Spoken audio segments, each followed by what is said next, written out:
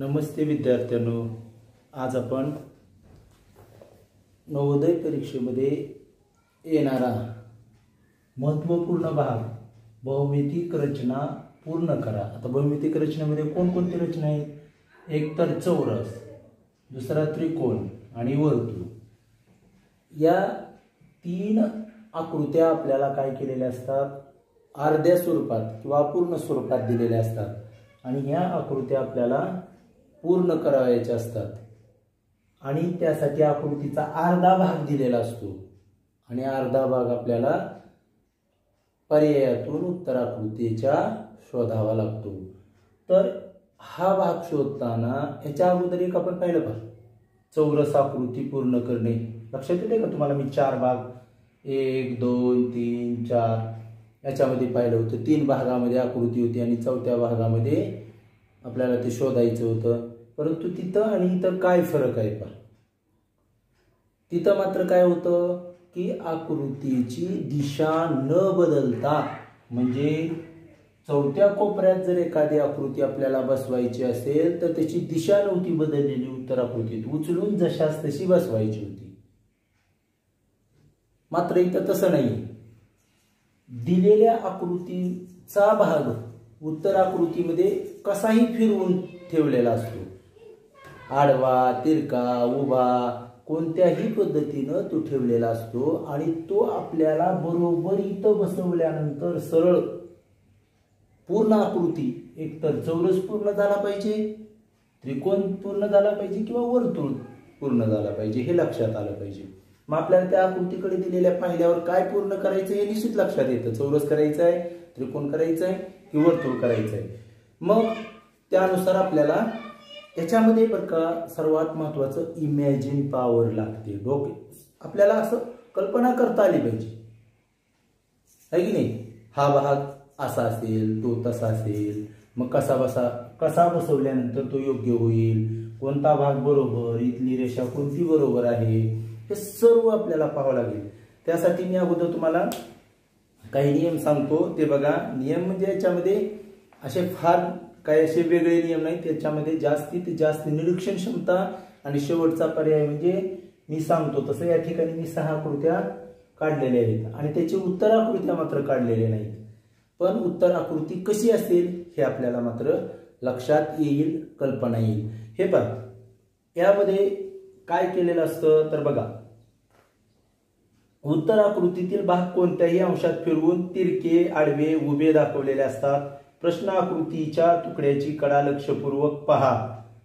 कडा आकृत्यांची तुकड्याची कडा प्रश्न आकृतीतील लक्षपूर्वक पहा। यांच्या रेषांनी बनलेल्या रचनेसारखी रचना उत्तर आकृतीत शोधा किंवा प्रश्न आकृतीतील तुकड्यांच्या रेषा पेन्सिलने वाढवून चौरस, त्रिकोण किंवा वर्तुळ पूर्ण करा। हा तयार झालेला चौरसाचा, त्रिकोणाचा किंवा वर्तुळाचा दुसरा तुकडा कोणत्या आकृतीशी तंतोतंत जुळतो हे लक्षपूर्वक पहा। यामध्ये काय होतं तर चौरसाचा भाग असेल तर चौरस तुटक रेषांनी आपल्याला तयार करायचा, त्रिकोणाचा भाग असेल तर त्रिकोण तयार करायचा, वर्तुळाचा भाग असेल तर वर्तुळ तयार करायचा आणि आपल्याला अशी आकृती उत्तर आकृतीमधून शोधायची। तर या ठिकाणी मी 6 आकृत्या काढलेल्या आहेत आपल्याला नमुना उदाहरण म्हणून। किती आकृत्या काढलेल्या आहेत? 6। तुम्हाला दिसतात ना सर्व? पहिली आकृती पहा। ही आकृती पाहिल्यानंतर आपल्याला लगेच लक्षात आलं इथं आपल्याला त्रिकोण पूर्ण करायचंय का? निश्चितच नाही, बरोबर आहे की नाही? चौरस पण तयार करायचं का? नाही, काय वर्तुळ, बरोबर। मग वर्तुळ पूर्ण करायचं तर आपल्याला बघा मी काय करतोय ते, आता हे वर्तुळ जसं आहे तसं पूर्ण करावं लागेल। एकतर कल्पनाशक्तीनं पूर्ण करून उत्तर आकृतीमध्ये पाहावं लागेल, नाहीतर मग आपल्याला काय करावं लागेल, हे तुटक रेषांनी, हे पहा तुटक रेषांनी कंप्लीट करावं लागेल। ओके, लक्षात आलं? आणि मग हे जे तुटक रेषांनी कंप्लीट केलेलं आहे, लक्षात येत आहे? ही आकृती बघा नीट काळजीपूर्वक, आणि हे तुटक रेषाने मी वर्तुळ कंप्लीट केलेलं आहे। वर्तुळ कंप्लीट केल्यानंतर तुमच्या लक्षात येईल हा जो भाग आहे खालचा भाग आकृतीचा तो नाही, तर हा वरचा भाग, हा असा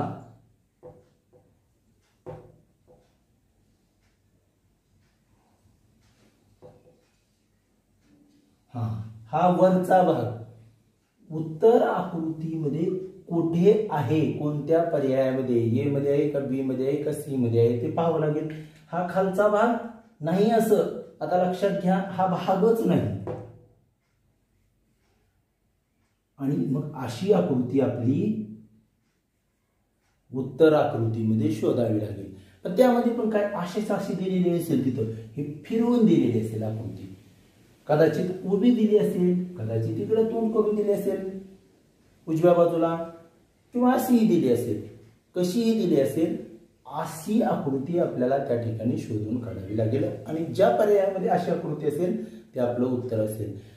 हे लक्षात येत नसेल ह्याच्या अगोदर पुन्हा अजून रिपीट करायचा व्हिडिओ आणि एकदा पाहायचं काय केलंय ते. लक्षात आलं.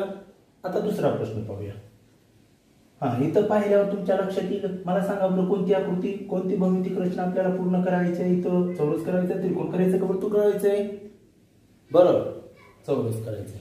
निश्चित एकदम बरोबर तुमचं. चौरस तयार करायचं की नाही आपल्याला. मग आपल्याला काय करावं लागेल बघा चौरस तयार करायचा तर. हे लक्षात घ्या, ही खालची जेवढी बाजू आहे की नाही ही पूर्ण बाजू आहे की नाही, बरोबर आहे. एवढीच बाजू आपल्याला ह्या बाजूला पण रेखाटन करावं लागेल. आता बघा मी रेखाटन करून दाखवतो तुम्हाला. हे बघा मी डॉट डॉट नाव बदल दाखवतो. तुम्हाला कसं आलं, मी इथं आधीच पॉईंट ठेवलेला आहे बरोबर तेवढी लांबीचा.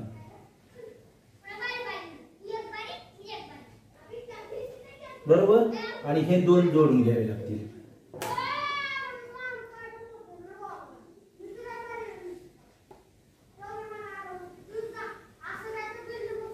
हे बघा मी जोडून घेतलेलं आहे. लक्षात आलं. काय केलं मी, चौरस होतं हे लक्षात आल्यानंतर इथून रेषा जोडली, इथून पण जोडली. आता मी पूर्ण जोडून घेतो. हे बघा डार्क जोडून घेतो. जोडली की नाही. आणि इथं पण जोडतो. हे जोडली आणि वरची.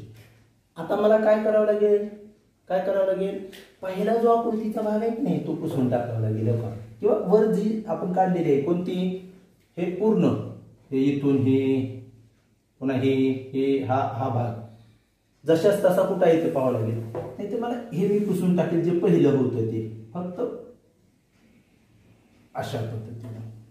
आणि मग उत्तर आकृतीमध्ये आपली अशी आकृती असायला पाहिजे. मग पर्याय कुठं असेल ते आपलं उत्तर असेल. ए असो, बी असो अथवा सी असो. काळजीपूर्वक बघायचं. निरीक्षण करताना कसं बघितलं असतं आपण, हा इथला भाग उंच, प्रश्न आकृतीमध्ये किती उंच आहे, एवढा उंच. तर एवढाच उत्तर आकृतीमध्ये डावीकडचा भाग कुठं आहे हे पण पाहिलं असतं. निरीक्षणाने पण येतं. निरीक्षण केलं का, ही मधला भाग कसा आहे, इथं कसा होता उंच आलेला, तर तो मध्ये गेलेला असतो. प्रश्न आकृती उंच असला की मध्ये, बाहेर आलेला भाग मध्ये असतो, मध्ये आलेला भाग बाहेर असतो. हे लक्षात घ्यायचं उत्तर आकृतीमध्ये. बघा त्यानंतर तिसरी आकृती. तिसऱ्या आकृतीमध्ये पहा बरं तुम्ही, आता लक्षात येईल काय, कोणती भौमितिक आकृती तयार करायची आपल्याला. बरोबर, आपल्याला कोणती तयार करायची भौमितिक आकृती, त्रिकोण. मग त्रिकोण म्हटल्यानंतर त्रिकोण बनण्यासाठी आपल्याला ही रेषा वाढवावी लागतील की नाही. एकदम बरोबर. आता वाढवूया आपण. हे बघा ही तिरकस रेषा वाढवू तुम्ही अगोदर.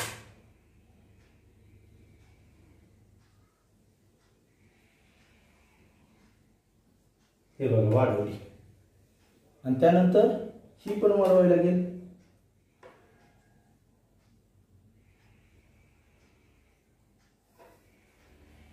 वाढवली की नाही, वाढवली. मग आपण वाढवलेली कुठली, हा भाग आणि हा असा भाग, हा सर्व भाग.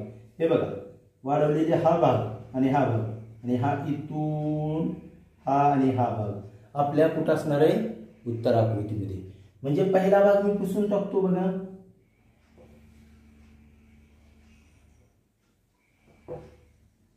मग आपल्या उत्तर आकृतीमध्ये कसा भाग असला पाहिजे, अशा पद्धतीचा भाग असला पाहिजे. मग अशी आकृतीचा भाग जो असेल ती आपली उत्तर आकृती योग्य असेल. लक्षात येते ना तुमच्या. आता निश्चित यायला लागले असं. परंतु खरं म्हणजे निरीक्षण क्षमतेनं त्रिकोण तयार होणार, ही रेषा वाढणार, ही अशी येणार, इथं जुळली जाईल, एवढा भाग, हे सुद्धा आपल्याला लक्षात आलं पाहिजे. आता इथं पहा बरं, प्रश्न क्रमांक 4 मध्ये आपल्याला कोणती आकृती तयार होईल? एकदम बरोबर, चौरस तयार करायचंय. वर्तुळ करायचंच नाही, इथं वर्तुळ. चौथा प्रश्न म्हणलाय ते. मग चौथ्या प्रश्नामध्ये काय करायचं आपल्याला? चौरस तयार करायचं. चौरस आकृती तयार करण्यासाठी ही आकृती आहे. आता अशी कोणती उत्तर पर्यायामधील आकृती शोधायची की जो जोडल्यानंतर इथं तंतोतंत जोडली जाऊन हा चौरस तयार होईल. बरोबर आहे की नाही? मग आता ह्याच्यासाठी हे मी जी आयडिया वापरतोय, आता तुम्ही काय करणार आहे? असं बघणार की बाबा ही आकृती एवढाच भाग हा मध्ये आहे या प्रश्न आकृतीमध्ये, मग कुठं असाच भाग बाहेर आलेला आहे? लक्षात येतंय का? हे असा भाग एवढ्याच लांबीचा, जास्त असता कामा नये, कमी असता कामा नये, ही उंची एवढी असलेला, इथं तिरकसच भाग असला पाहिजे, सरळ असता कामा नये. ह्या सर्व गोष्टींचा विचार तुम्हाला करावा लागेल. नाहीतर मग आपल्याला उर्वरित चौरस तयार करावा. चौरस तयार करायचं म्हणल्यावर मला ह्याची लांबी माहित पाहिजे बरं का आधी. ह्याची किती आहे? समजा 15 आहे, तर मग मला 15चीच अशी सुद्धा लाईन लक्षात घ्यावी लागेल. 15 पर्यंत, 14 पर्यंत काय जे असेल ते हे वाढवायला लागेल मला. हे वाढवली की नाही? बरोबर. मग इकडची सुद्धा मला तेवढीच वाढवावी लागेल. वरून हे बघा, वाढवली की नाही? आणि मग काय करावं लागतील? हे दोन ज्या रेषा आलेल्या आहेत आपल्या वरच्या एवढ्या, मला जोडून घ्यावे लागतील. हे जोडून घेतले. तुमच्या लक्षात आलं काय जोडलंय? हे जर लक्षात आलं नसेल तर पुन्हा तुम्ही काय करू शकता? डबल रिपीट करायचं व्हिडिओ. आणि मग अगोदरचे जे भाग आहे तो आपण काय करणार? पुसून टाकणार. हे बघा, हे अगोदर होत आहे.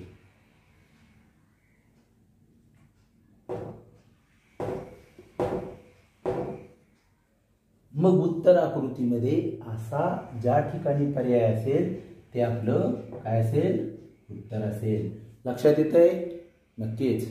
मग अशा पद्धतीने आपल्याला शोधावं लागेल. आता इथं बघा बरं, पाचव्या आकृतीमध्ये काय तयार होणार आहे? वर्तुळ. बरोबर. मग वर्तुळ, आता वर्तुळ मी हाताने काढलेले आहेत बरं का, त्यामुळे एवढे ॲक्युरेट आलेले नाहीत किंवा त्यात ॲक्युरेसी नाही किंवा काय म्हणतात त्याला, योग्यपणा नाही. पण तिथं तसं नसणार आहे. आलं लक्षात?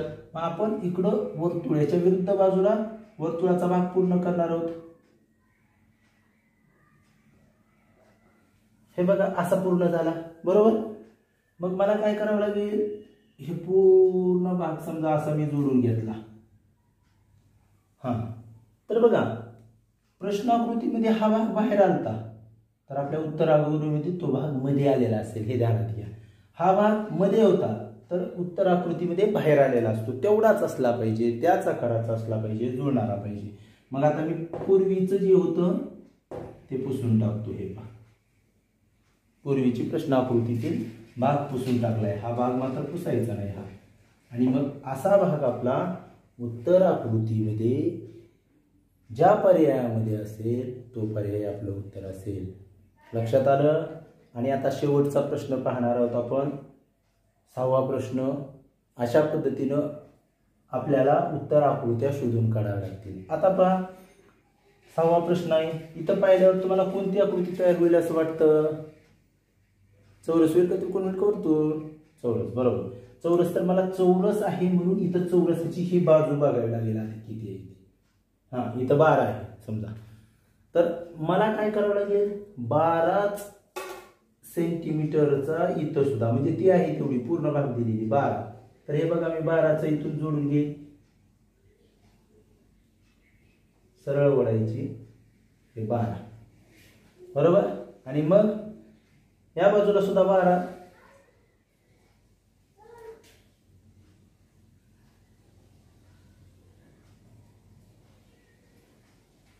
हे बघा 12. लक्षात आलं? आणि आता काय करावं लागेल? ह्या दोन बिंदूंना सुद्धा मला जोडून घ्यावं लागेल. घेतले की नाही जोडून आपण? बरोबर ना? आणि मग बघावं लागेल, हे पहिलं जे आहे ते पुसून टाकावं लागेल. आणि मग अशी आकृती आपल्याला ज्या पर्यायामध्ये असेल तो पर्याय शोधावा लागेल. लक्षात आलं विद्यार्थ्यांनो? ही आहे एक त्या पद्धतीनं असे प्रश्न सोडवण्यासाठीची वाट. परंतु माझं असं म्हणणं आहे की असं न करता केवळ निरीक्षणानं आपल्याला उत्तर आलं पाहिजे. निरीक्षणानं उत्तर पाहताना प्रश्न आकृतीमध्ये समजा आता ही जर प्रश्न आकृती आता आपण समजली तर ह्याची उत्तर आकृती कशी असेल? मगाची प्रश्न आकृती जी होती ती आता उत्तर आकृती असेल. मग मला काय करावं लागेल? डाव्या बाजूची एवढी रेषा, एवढी तिरकस, एवढ्याच लांबीची उत्तर आकृतीमध्ये कुठेही पाहावं लागेल. त्यानंतर वर जाणारी रेषा आणि इकडे येणारी तिरकस रेषा अशा पद्धतीचा एवढाच मध्ये त्रिकोण, एवढाच भाग मध्ये गेलाय तर उत्तर आकृतीमध्ये हा भाग बाहेर आलेला दिसला पाहिजे. मला लक्षात येते का तुमच्या? हा भाग बाहेर आलेला आणि अशीच तिरकस रेषा. ह्याची आपण प्रश्न आकृती बघा. ही प्रश्न आकृती समजली तर ह्याची उत्तर आकृती आपण आपल्याला तयार करता येईल. कशी करणार आता? तुमच्या लक्षात आहे आता? हे बघा, हे वर्तुळ आता मला असं कंप्लीट करावं लागेल. बरोबर बरोबर आहे की नाही? आणि आता मला काय पुसावं लागेल? हे वरचा भाग पुसावा लागेल. बरोबर? म्हणजे अशी काय असणार आहे त्यावेळी उत्तर आकृती. याच्या प्रत्येक आपल्याला विरुद्ध दिलेली हे आपण उत्तर शोधलेले, पण ह्या उत्तर आकृतीचा सुद्धा प्रश्न तयार होऊ शकतो ना? होऊ शकतो की नाही? आणि मग ह्याची उत्तर आकृती सुद्धा शोधता येते आपल्याला.